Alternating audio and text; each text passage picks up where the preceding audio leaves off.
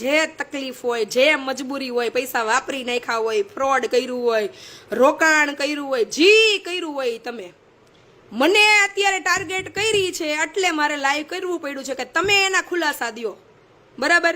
હું નહીં આપું, એ તમારી સંસ્થાના ખજાનચી છે ભાઈ, મારાના નહીં. હવે રોજ ઉઠીને હું મીનાબેન ને કમલેશભાઈને ફોન કરે, કોઈ માણસ ટોર્ચર ના થાય? કેટલો સમય જવાબ આપે?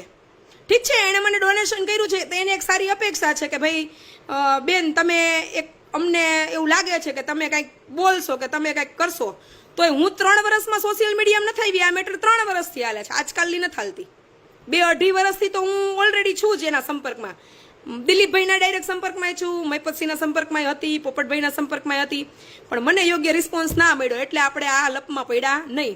અને મેં જ્યારે ત્યારે એવું કીધું હતું કે મને તમારી ત્રણેયની દોસ્તીમાં કે તમારા ત્રણેયના સેવા કાર્યમાં કે તમે ત્રણેયનો જે કંઈ પણ વહીવટ હોય મને કોઈ જ કાંઈ લાગતું વળગતું નથી. આ તો પેલા ભાઈના ફોન આવે છે એટલે હું એક રિક્વેસ્ટ કરવા માટે મેસેજ કરું છું, હું એક એ ભાઈની મદદ કરું છું. એમાંય મદદમાંય મેં એ ભાઈને નથી કીધું કમલેશભાઈને કે તમારા 1 કરોડ ને 60 લાખ આવી જાય, 5-25 લાખ અમારા આશ્રમમાં દેજો. મેં ચોખ્ખું જ કીધું છે કે 1 રૂપિયો તમારો મારે મારા આશ્રમમાં ન જોઈએ આ બાબતનો. હા, તમે રાજી ખુશીથી ક્યાંય કમાણા હોય, તમને ધંધામાં ક્યાંય કાંઈ આવક થઈ હોય ને તમારે કાંઈ પણ દેવું હોય ને તો ઘઉં ચોખા કે એવું દેજો, મારે પૈસા નથી જોતા.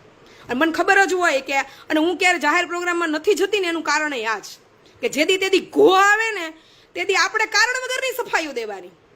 અને એવા મારે 25-50-65 લાખ ભેગા કરવા હોત ને તો હું મર્સિડીઝ ને રેન્જ રોવર લઈને રખડતી હોત, પણ મારા બાવડામાં હજી તેવડ છે. હું મારી જિંદગી અને મારી દીકરીની જિંદગી કામ કરીને મહેનત કરીને કમાઉં છું. એટલે મહેરબાની કરી જે કંઈ પણ મેટર હોય, મોહમ્મદસિંહને કહું છું, પોપટભાઈને કહું છું, તમે ખુલીને મેદાનમાં આવી જાઓ. અને દિલીપ મામાને કહું છું તમારી જે ભેજા મારી હોય, હવે સોશિયલ આવ્યું જ છે તો કરો. હા, છેલ્લે કંટાળીને કરવું પડે, બાકી 3 વર્ષથી મેં ક્યાંય તમને કોઈ તકલીફ આપી નથી.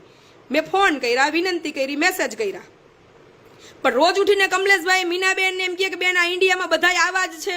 તો આ વસ્તુ કેટલી વ્યાજબી છે કે ન જે વ્યક્તિએ કાંઈ કર્યું હોય એને સાંભળવાનું?